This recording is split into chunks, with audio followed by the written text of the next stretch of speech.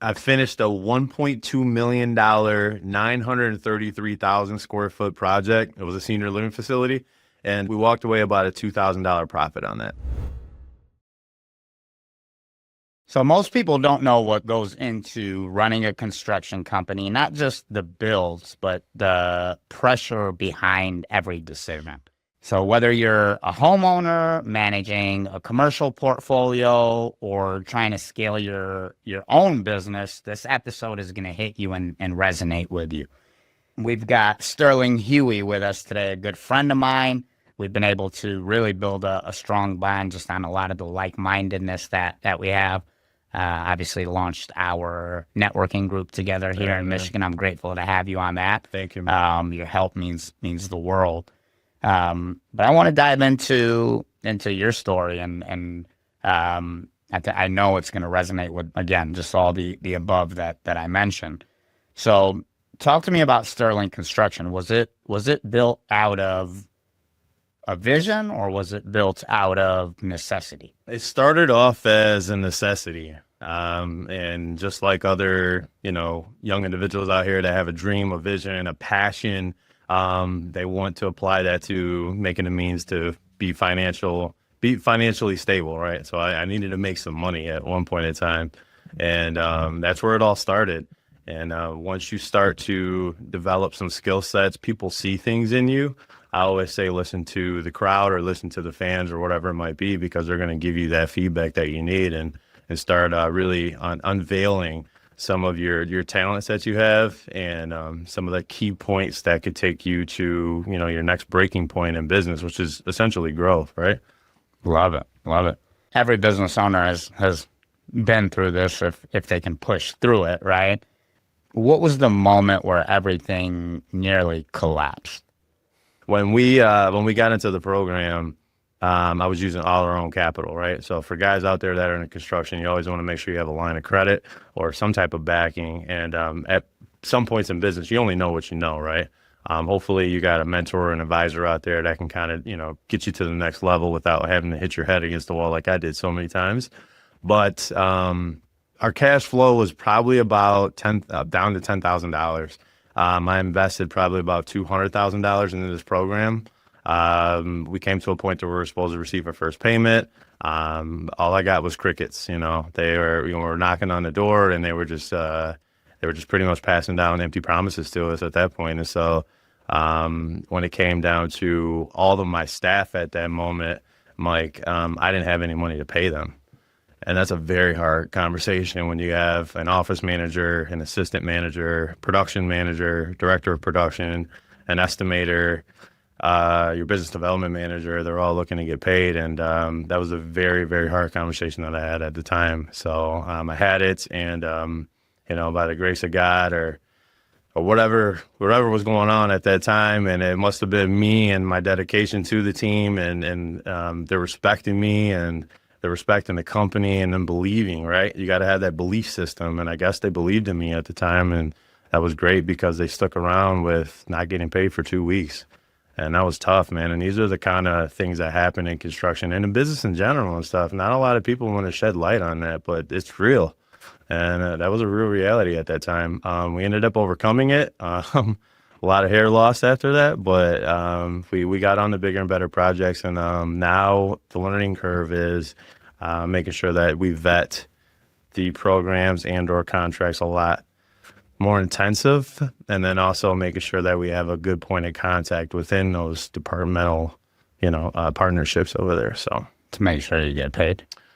yeah, to make sure you get paid. Yeah. Now cash flow is then obviously, like you said, I mean, there's so many businesses that go under because of that, right? Yeah. They don't.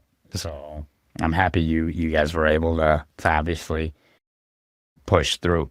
So in that situation, or probably a million other tough situations, right? Mm-hmm. What kept you in the game when most people would have just gave up or walked away? Yeah, there's a very simple word for that, and it's called grit. It's called grit. I would remember when I would just reminisce on that as you just asked me right now. I remember when I would go home and I couldn't even sleep because I didn't know what I was going to do the next day. And it was just misery. It was misery, man. I would go home and I couldn't eat.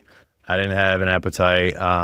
Periodically through that week, I mean, I'm not joking. I would take about a half a shot of whatever the alcohol was at the time just to level set, just to bring me back down to earth a little bit, because tensions were high, stress was high. These are new levels of stress that I've never ever thought I would come into and never thought I would get out of, right? And so grit, essentially, you just have to keep persevering through it. And that's one thing that I don't wish for some people out there. For guys that want to open their own business, by all means, go ahead. But I say the best position in the company is the number 2 or 3 guy. Yeah. Yeah. So. Yeah. I've even heard that, Patrick, that David comment on that same concept of like, number one is not always the person necessarily making the most money always, right? Or even, there's a lot of pressure that you have to deal with that, maybe the team might be out on the boat right now or golfing or whatever it may be. And, you got to make sure all facets of every department are running. So I commend you on that. Yeah, thank you, man. And to your point, actually, Mike, it's like you developing those different layers of skin over the years and stuff, and you think you're working hard and you think you're getting a lot of stuff done, but then, the next level of, I think Andy Furcellis, he said that, and I mean, we might have been just talking about that too a couple of days ago, but it's like, in entrepreneurship, you build yourself up, right? And you think you got it. You think you got a hack, right? And then, next week, it's like you're starting off at a new level and you're at ground zero of the new level. So you got to build it all up over again. And you just have to be comfortable being in that tunnel. You just have to be comfortable being in that tunnel. There's no way out. Especially when you get knee deep in whatever the vertical or the JV is going to be. JV is short for joint venture out there, guys. But once you're in it, and you just have to stick to the wheel and drive through. I love it. Well, let's pivot for a second to some of the lessons, maybe for homeowners and clients that they can get. What do homeowners get wrong when hiring a builder for renovations or custom work? Because I see messes all the time, but what do you feel like they get wrong when they're in that hiring process? Very good question. There's a plethora of different things, but I would say maybe one of your top ones or top twos is going to be your contractual agreements, and then also your vetting process. And your vetting process can come back to, are you a good fit, right? I'm very big on nowadays figuring out if the client is a good fit for us, and I'll let them know up front, and to see if we're a good fit for them. Right. Earlier on in the planning phase is when, if you're breaking ground on a brand new home and you're going through civil, you're going through planning with architect designs, etc., the whole 9 yards, you'll get a feel for who the client is. If that little bit of stress is going to off center or throw the homeowners off course, you're in for a rude awakening. You're in for a big rude awakening. So I would say your vetting skills, for me, I'll use me as an example. I used to see dollar signs and I run to them. And of course, when this is a long time ago, but you're in the early stages, you want to win, you want to grow, and you want to grow financially. Now I'm very quick to turn an opportunity away, just based upon who the client is. So yeah, the vetting skills, and then making sure your contractual agreements are all in line. It's making sure it's fair to the homeowner, right? But making sure you're also covering yourself as well. Okay, I get that from the business owner perspective, but if you're giving advice to a homeowner, what do homeowners get wrong when they're actually looking to hire a builder or a contractor for that custom work? Is that the same answer? Yeah, no, kind of different. I can take a different dive into that. What homeowners get wrong about builders, right? They're not miracle workers. Sometimes builders like myself, we have to bring homeowners back down to earth because their ideas are what they've created in their head. But then when you get down to the nuts and bolts of how that is actually laid out, they're like, oh, okay, that's a lot bigger than what I thought it was, right? And so there's always usually 5 moving parts for each one transaction you have to go through with any business, such as yours or mine, but especially in construction. And I'd say about 25% of the time, as soon as you get a plan together, it's going to break, right? And you got to figure out what to do after that. So ultimately, the answer to that question is that, builders are great at what they do. But a lot of times it's you got to make sure that it makes sense, right? You got to make sure it makes sense. So Love that. What would be the red flags if I'm a homeowner? yeah. I am. So let's say I'm hiring a contractor. What are the red flags that scream, this contractor is going to cost me time and money? That's a good question because there's so many answers floating around right now. I'm trying to pick the best one, but I would say out of all of them, how their contracts are laid out. There are different levels in any type of business that you get into, but I mean, for me, I remember when we used to use carbon copies and rip them off and everything was handwritten, right? That's going to be a big red flag right there. And then we slowly got into having our lawyers kind of create our terms and conditions and make sure that the homeowner's protected. We really care about our clients at Sterling Construction, but we also care about us not getting it taken advantage of as well. And then it moved over to everything digital inside the entire company. So I would say reading in between the lines of those terms and conditions, and if you don't see something that doesn't fit or it might stand out as a red flag, bring it to the attention of the builder or vice versa from the builder to the client and have a discussion for it up front before you guys rip off somebody's entire first level and start building up from there. And then you're running into the problems that you didn't have that initial conversation with in the very beginning.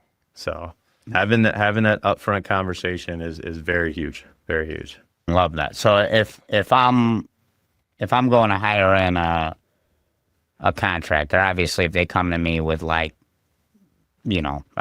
manila folder for the contract, I'm probably saying, all right, they may not be with the times or something like that. And maybe they bring the manila folder, but if they have the digital thing that obviously that's a good thing. But I personally know you, so it's like I know you're on time. There's a stigma around contractors, right? Oh, and yeah. and I'm not picking on you guys because there's a whole different stigma in the mortgage and financial services world. But there's this stigma that contractors don't show up, or they're going to be late, or the projects aren't going to get done on time. Like those are the things I feel like potentially are going to cost me as a homeowner time and money. Like how do I identify those red flags up front? Very good question. I would say being punctual, monitoring if your contractor that you're potentially selecting in your vetting process is simply going to be on time. Contractors there's a large pool of contractors that tend to just move to the tune of their own beat. Oh, I'm a contractor. It's okay if I'm 15 or 20 minutes late. I'm a contractor. Right. Or, if I said I was going to commit to something and it's a day late, it's okay. I'm a contractor. No, run your company like a business, not a contracting company. Right. And I really, God, I get so passionate about that right now.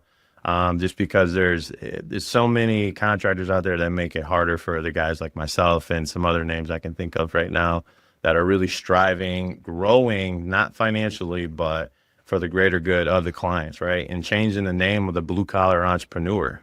Right. It's hard enough out here because of the stigma, the name, the reputation of contractors. Oh, this contractor ran off with a deposit, all the things, right? Really vetting your contractors out there to all the homeowners. I would say your top 3 simple things is going to be if they're actually punctual and they know how to talk to a human without swearing. Just having a general conversation like a normal human being goes a long way. And I've seen some very heated conversations out there. Trust me. I know it sounds so simple, but when somebody shows up in a certain way, you know what to look for and what not to look for, right? The second thing is if they have an actual brick and mortar location, that's going to be a huge thing. Are they running this operation out of their Their rental house, are they, do they have just a suite number? Those are things to look into. Check their references. Ask for references and make sure you have diligent conversations with those references when you call them. Ask key questions. Some of them can be, what was the duration of the project? If you had any problems, what was the resolutions for those problems, right? Because things are going to pop up always in business, but especially in the contracting world. It's all about how you take care of them, right? I'll give you a quick example. I had we were doing a remodel job on a house in Birmingham, and something fell in the AC unit and like blew the thing up or something. There was a property in Birmingham we were doing, and something fell inside of the AC unit outside in the backyard. It's hot outside. It's 85 degrees. It stopped working. They called us. I had 4 of my guys in trucks run over there immediately, call the AC guy, get it fixed. Yeah, it happened. It wasn't the best thing that could, but at the end of the result, she was one of our screaming fans. She referred us to so many clients after that just because the way we showed up when there was a situation. So I say all that to say is if there was a problem when you're vetting these contractors and calling the references, figure out what that solution was and what the outcome was after that as well. Love that. Yeah. And that kind of leads me into my next question. What's a question that no homeowner asks, but they absolutely should? I'll give you an example on the mortgage side. Yeah. If they were to come to me and say, one of the questions that no homeowner ever asks me that they absolutely should is, there's all this talk about wealth building. Like when people are looking at mortgages, the first question they ask is, what's your rate? But that's only because they don't know what else to ask, right? The questions that they should be asking is, okay, Mike, why should I choose you over X, Y, and Z company? Or what sort of things, what for us, we do it's mortgage planning, right? People they don't typically know what that means. Okay, what does that mean? And what does it mean to me and my family? The question that they should be asking me that they never do, which again is why we educate them on it, is my family's long-term wealth, if you will, better in your hands versus XYZ mortgage company?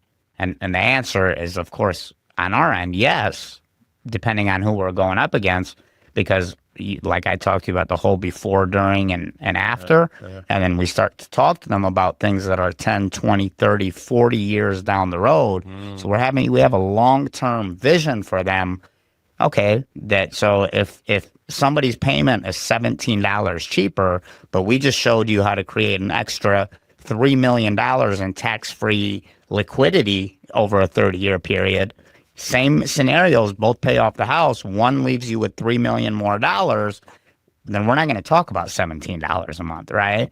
But they don't know to ask that question. They know to ask, what's your rate, right? Maybe they ask you, what's your price? You're like, I don't know. It depends on the project, right? Right, so yeah. what do you feel like there's a question that they should be asking, but they never do? So I would say my number one question they should be asking a contracting company or builder is what separates you from the rest of the industry, and why should I pick you to do my project, essentially. And at that point, that contracting company has all the reins to go ahead and list why they are hand over fist better than their competition. Love that. Yeah. Love that. Now, I think some of the biggest challenges when we look at construction, when we look at contracting, are timelines, communication gaps, warranty myths, and then an importance of clarity in that scope of work. Are these questions you get? I'm sure timeline is a question that gets asked. I think you just nailed something. Do they ever ask you about, what does your communication process look like? I haven't. No, actually, I disclosed that in the very early stages of communication because I'm proud of it. I pride myself on it, and that's where a lot of these contracting companies lose, is from under communicating. So we have a bunch of models in our company, and it's funny, to your point, it's called over communicate. It's called over communicate, and I make sure I say that 7 times to anybody who's worked at my company to make sure it sticks. But our communication, I would say that the higher points of us communicating at Sterling Construction and Roofing is we have automations, right? Automations are going to be huge. I'd say 2024 till now, I always tell people one of our 3 niches is that we're a technology company first, right? And I know we talked about that too, Mike, but from automations to AI, to the email marketing, email blasts, the updates that come through our CRM via text message, automated at certain sequences and time and stuff, it really frees up a lot of the team members to focus on higher level principles in the business, but also making sure that the company or the customer's first mind. Right. So I'd say that with the communication gaps out there, some of these other companies should just pick up on technology, man, because they can be automatically reaching out to their clients, keeping them updated, keeping the timelines close on gaps without even picking up the phone. Love it. Yeah. Love it. Well, let's shift gears into another big part of your business, which is the commercial and then government work that you guys do, right? Yeah. Obviously, there's the residential side and then there's this side. What's different when you're managing like a 6 or 7 figure build versus a residential, custom roofing job? Or Yeah. I would say it's this sounds a little crazy, but it's actually easier. Oh, really? Yeah, to a certain degree, right? You got to kind of pick your battles in that. But I'll say for residential jobs, you're dealing with a homeowner that owns their home. That is their baby. And typically what they're doing is they're micromanaging and they're managing their house, right? As you go along. With commercial, it's everybody that's involved is going towards the greater good of getting it done. So everybody's pushing one another to get to the finish line as quickly as possible on schedule, or even better, ahead of schedule. It's just at a larger capacity. And I would say that stress is a little bit higher just because you are on a strict timeline. A lot of times with those, we did a USPS post office in Macomb, and we had 30 days to get the whole job done. If you went over, they would deduct money every single day you went over. So those are upfront contracts or upfront conversations, right, with the entire team for pre-construction meetings. It's like, hey guys, we cannot go over this, or essentially everybody's bonus is going to get, everybody's bonus is going to get taken down. So the greater good of everybody working together, and the beauty about my team, and I couldn't be where I'm at now without them, but it's just working towards getting the commercial projects completed on time, effectively and efficiently. And I love that, and that really goes into my next question, right? Like, so there's on a big project, you're dealing with so many different people, right? Yeah. So how do you handle the job site risk? You just mentioned timelines are tight, and then the team's got to move fast. Like, how do you efficiently manage that? Good question. I actually have a gentleman that is in my company, and he's the risk manager. And it's one of his strengths. His mind, I'm really big on the neurons in the brain and, how it functions and all that stuff. So I'll nerd out on that kind of thing. But you got to figure out what strength your team has and your team member has and put them in the play to run that downfield, because for one, they're going to be passionate about it because it's what they're good at, right? And then they're going to excel if you pour into them, give them the tools and resources to grow.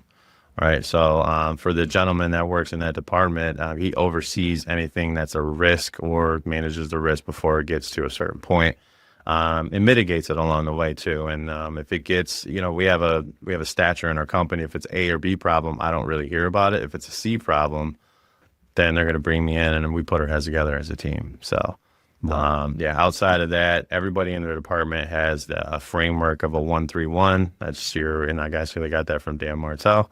It works. But your one problem, your 3 potential solutions, and then your 1 outcome. We use that a lot of time with managing risk, and that helps out as well. So love it. Now, we talked about, okay, like what should a homeowner ask or whatever it may, in the residential side, but on the commercial side, how should a business owner vet out a builder for a large project? Yeah, that's very easy. What is your catalog like? What have you done in the past? Very simple one. Yep, you want to going back to references, hold those strategic conversations with them. Even if like if I'm a building owner or potentially a landowner that wants to do a development, I'll go out. I'm a little different, of course, but I'll go to the furthest extent of going out to the actual property, talking to the owner, walking the property, really getting face to face with that past customer to see how the relationship was. If they just did a good build, but it was a bad experience, if it was a great customer experience with a good final product, these are all the things you want to weigh out, because a model for us and what some of these builders should be vetting for is if you're going to have a good customer experience, right? You're supposed to do a good job. That's what you're in business for, right? But what separates the serious from the curious, or what really makes this company, X company, stand out, is if that customer is going to have a great experience from start to finish. And God, there's so much alignment with me and you, Mike, because I really adhere to the before, during, and well after. So that's awesome, man.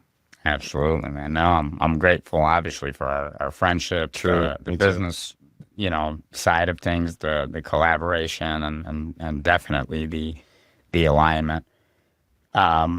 Obviously, we've all taken serious losses in business. We've either done jobs for free, sometimes maybe done nothing, or made nothing, right? And everybody else might have got paid. What's a scenario? And this is going to be the 1.2 million. Mm-hmm.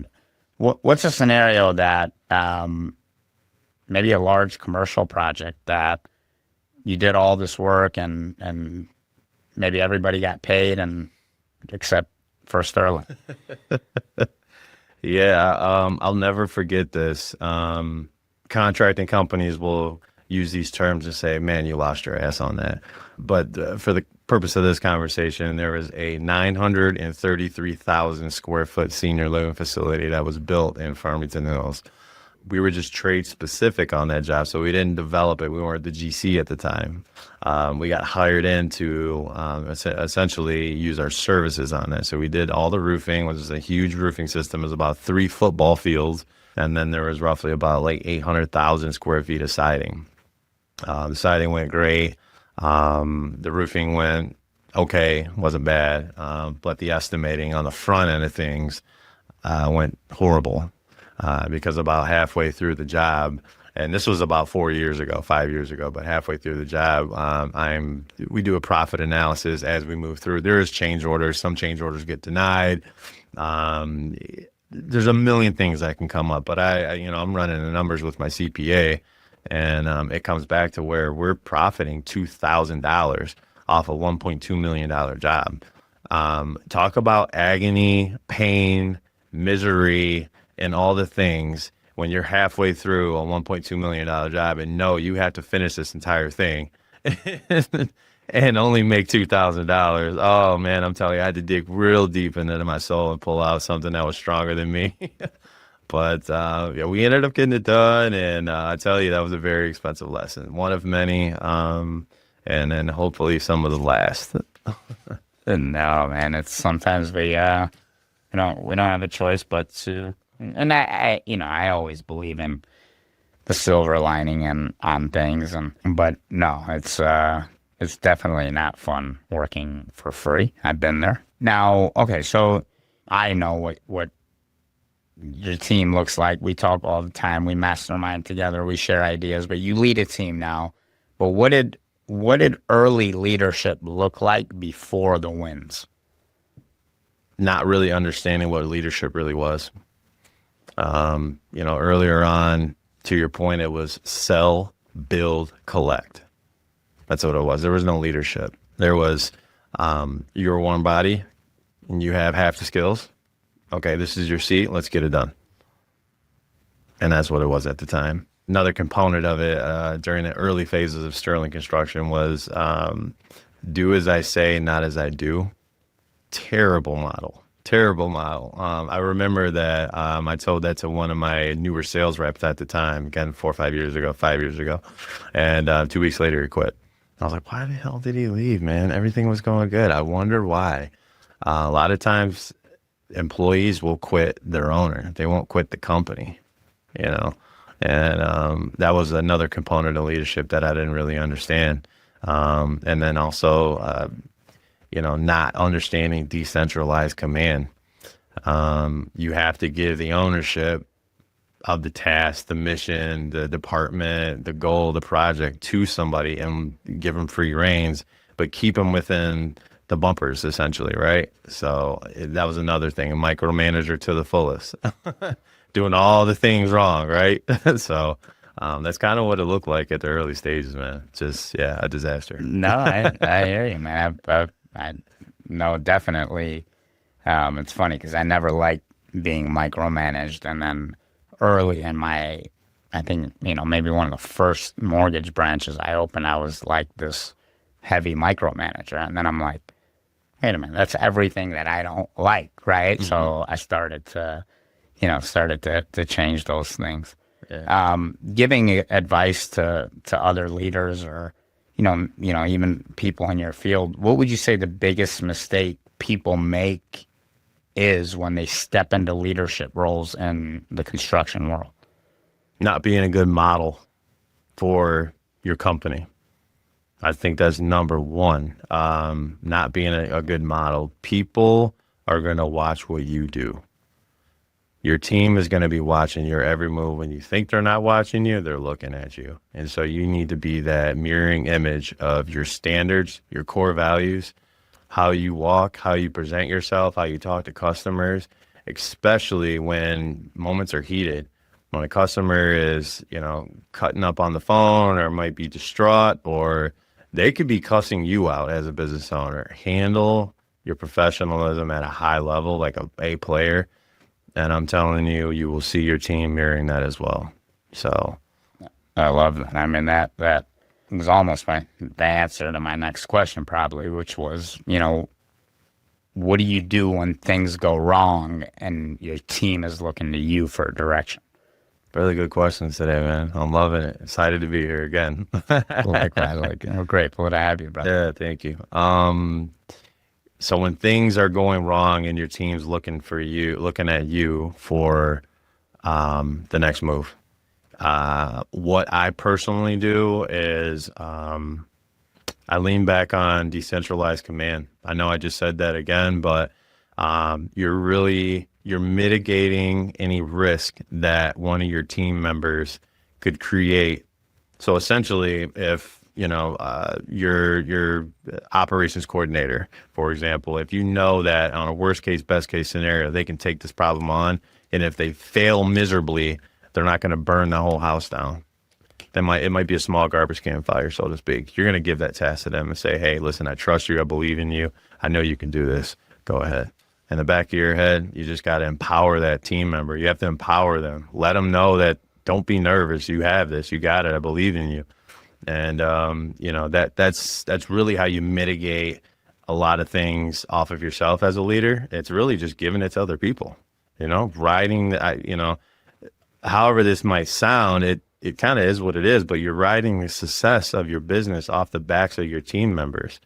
So give that, I can also go back to say too, Mike, it's like, if I say this very loosely, so don't beat me up, guys, for this, but I don't need you when everything's going great. It's going great. I need you when things are going really bad, or when problems are really firing up, when issues are occurring. That's when I need my A players, my B players to step up and take ownership of some of those problems, right? And so, to put a bow on that to that question right there, yeah, it's just really decentralized command and giving those issues down to the next person on the organizational chart. Yeah, and I think, that might have partly come from that little Gary V clip that he was saying. But in that clip, he was talking to other business owners, and he was telling them, he wasn't, it looked like he might have been talking to his team, but he was talking to other business owners that he was coaching and saying, I need you guys to be this person for your team. I need, when it's easy, I don't need you to show up. I need you as, so, but because I know you personally, and, you and I are constantly putting out fires, and, managing people is not an easy, and all different personality types, right? Is not an easy task, and it's not for the faint of heart. Most challenging thing I've come into encounter with yet, Mike. Yeah, no, you and I both, man. It's but I think you do a really good job of holding your composure. Like, what's your system for staying grounded when, let's say, timelines are blowing up? Really good question. I would say, so I'll come back to answer that question so it makes even more sense. But DISC assessments, everybody's familiar with those. You have your personality traits.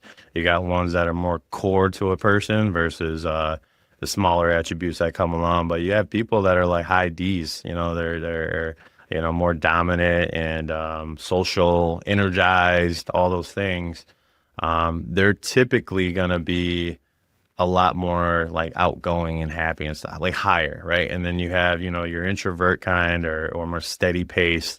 They're going to be a little bit lower on the frequency, so to speak. You want to, no matter where you are, and I'm a higher on the factor scale, but you want to just stay middle ground. If you get $1 million opportunity, do not get excited about it. I'm telling you, because right around the corner, there's going to be something that goes wrong or something that happens. If you have 2 losses on a project and you got somebody that's on the fence about quitting and he's one of your key hires or on your leadership team, just stay middle ground. Everything will always work itself out. So just stay level-headed about it, I love that. I think what I'm hearing you say is, and I see this with the best leaders, all over the world, is even the top athletes, right? They never get too high. They never get too low, right? Like you said, there's that middle ground, right? Even, if you watch Kobe after like the championship, he's like, all right, what's next? He did. I mean, yes, he celebrated for a second, right? But he didn't get too high. Yeah. And when things went wrong for him, when, it was, the challenges were going on with whatever was going on with his family and whatever it was, and it was all blasted all over the media, he didn't get too low, right? He still was that level-headed person, and that's a trait that I've seen really in the with the best leaders. And I think a lot of times it's not the work that's hard, it's having to look confident sometimes for your team, even when you're not. Yeah, I would say that, in my earlier stages of entrepreneurship, of course, you get, you want to get the big wins and the key hires that are gonna, take a lot of stuff off your plate and drive a department to your new goals you want to hit quarterly and all the things. But I used to get so excited, it would really just bring more stress on me, because then right around the corner next 2 hours after that, something else was going on, and it would just shoot my momentum down. And it was just like, then I had to get it back out of the dirt and stuff. So I was like, listen, we're just going to stay even keel. So, it helped out. It's a little technique that I think a lot of entrepreneurs out there, or especially the juniors or the world and stuff like that, they should definitely pick up on. It'll help out a lot with just staying level at it, especially with everything that's going on. So, yeah, I can hear my coach right now, like, Mike, don't get too emotional. Don't get too emotional. I used to fly off the handles, and it's obviously I'm not that person anymore, but it took time. Same for me, Mike. I mean, that could be a whole nother podcast. Yeah. The transformations over the years and stuff. Absolutely. Right? Absolutely. Yeah. Now, kind of giving some takeaways to, for clients, which may be on the residential side, other builders, business owners. What's one thing you wish every client knew before signing a construction contract? If it's a married couple, or if it's somebody that is just single, going through it with a construction build. One that is of larger scale. Try to enjoy the process. I know it's very loosely said, but change orders can occur. Changes to the scope can occur. Delays can happen. Materials can get stopped at the border. Tariffs are, on high strength right now, and lumber could get stopped in Ohio, or lumber could get stopped in Canada. There's so many things that could happen. Just try to not have emotions so high that you don't enjoy the process. I mean, most people only do an addition one time in their house or one time in their life, and your average addition is roughly about $300,000. You're spending a lot of money. Even building a house, most people only build a house once in their lifetime, and durations for building a house, depending on what kind of house it is roughly about like 6 to 8 months. And So, geographically. correct. Yeah. So just really making sure that you try to enjoy the process along the way. Take pictures, make it fun. So That's great advice. Yeah. I feel like people are like so stressed during that thing where, but if proper, expectations are set up front, like, hey, this is how long it's going to take. There's something we do on our end with the mortgage side, and we call it a turbulence script.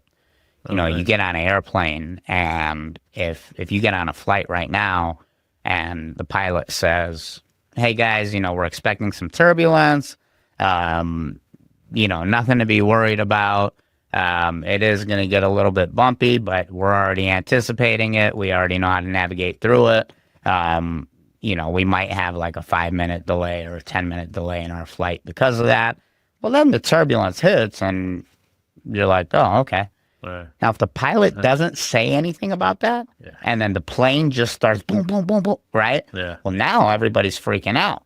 Now everybody's like, they don't, because the proper expectations weren't set up front. So one of the things we do, I don't send them the whole list anymore because some clients freak out, but we had compiled a list of like everything over the last 19 years that we've seen that's been a challenge or a obstacle through the mortgage process, but we've also overcame those things. So we tell the client, hey, here's all the things that could potentially go wrong in the mortgage process. The good news is we have a solution to all those. So if we run into any of this, don't worry, because we know how to navigate through that.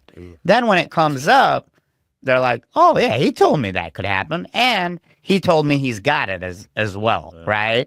But we scaled back that list because, I don't know, that's a whole nother conversation about the softness of society. So we still manage expectations properly, just in a little bit of a different way. What would you say a builder owes their client besides the work itself? The experience. Yep, the experience. I'll tell you real quick and short. You have builder A on one hand. He not really punctual, not really communicative, doesn't really necessarily care about the homeowner. He just cares about getting the job done to move on to the next one. Delays. Hey, listen, Mike, it's going to be another 2 weeks. All right. It is what it is. That whole liaison of communication and stuff. And it's demoralizing.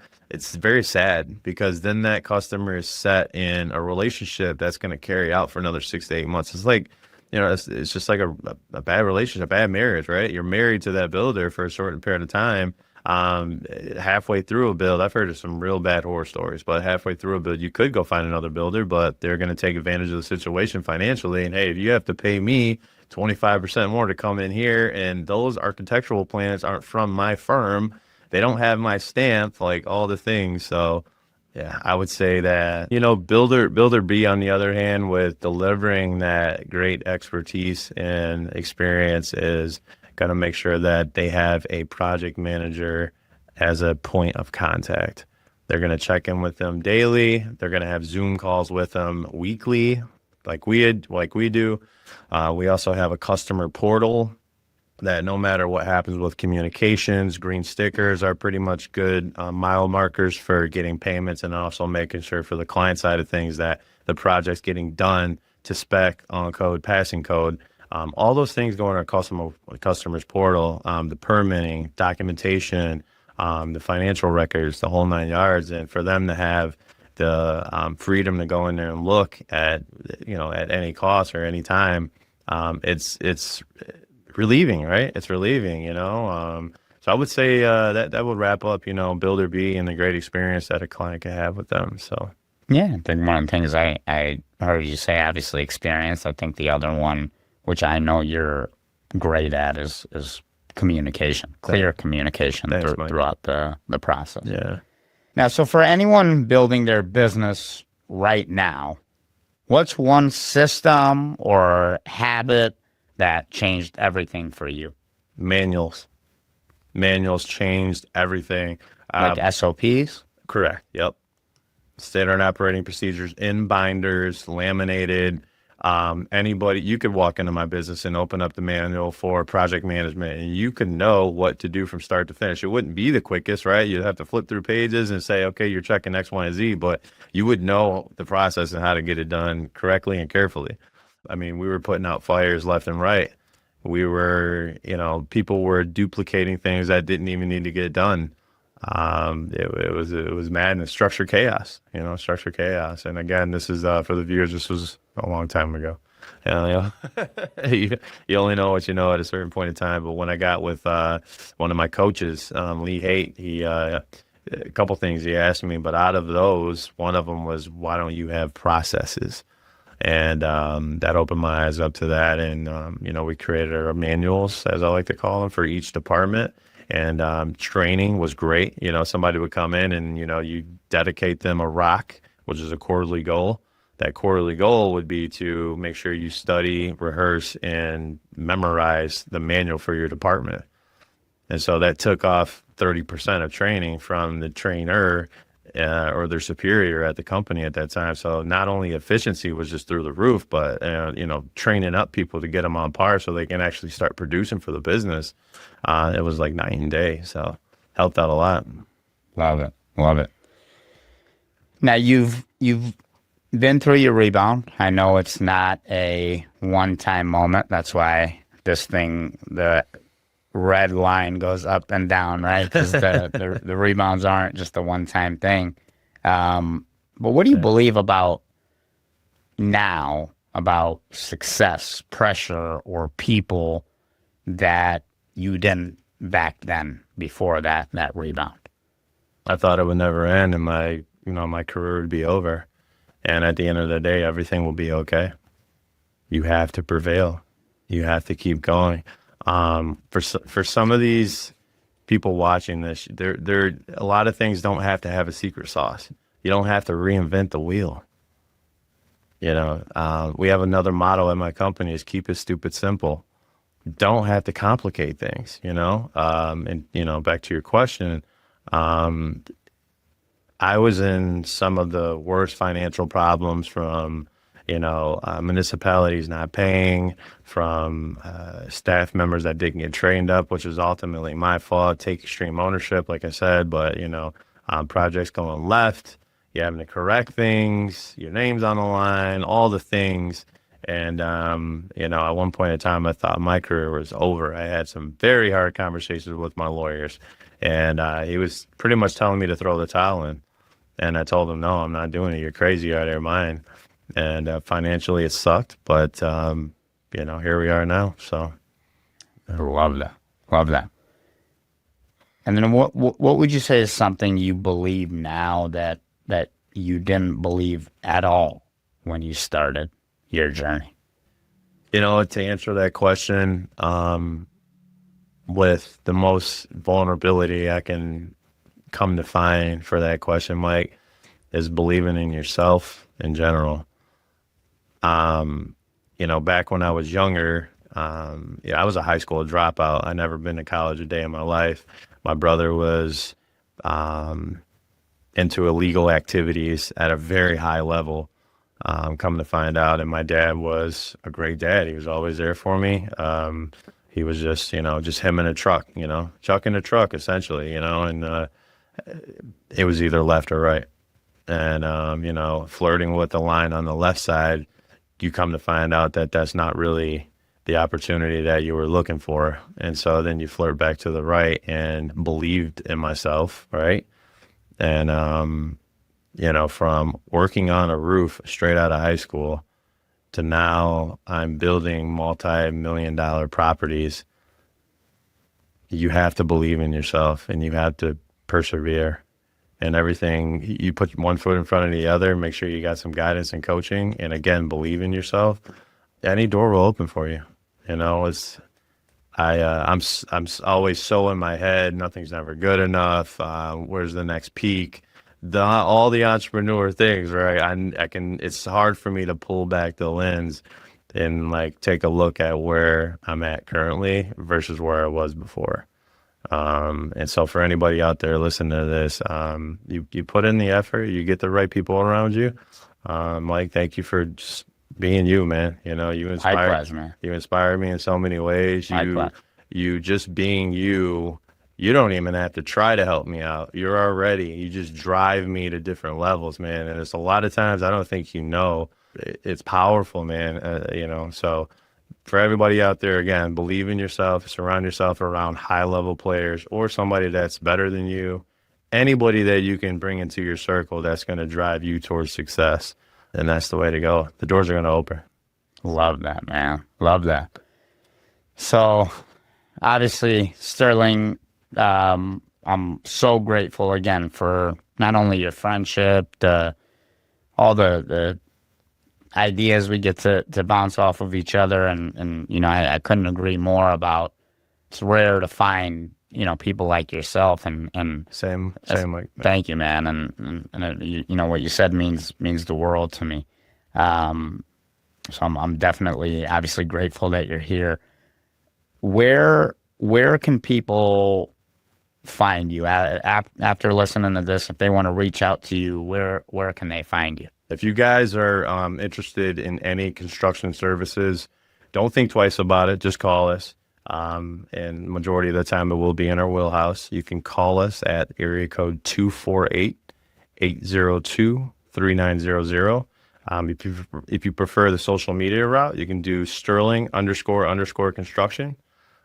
If you'd like to check out our website as well, there's an inquiry you can click on there. It's sterlingconst.com. Short for construction. Sterling, thank you so much, my brother. Thank you, Mike. Man, it was a pleasure, brother. Likewise, bro. Yeah, had a blast.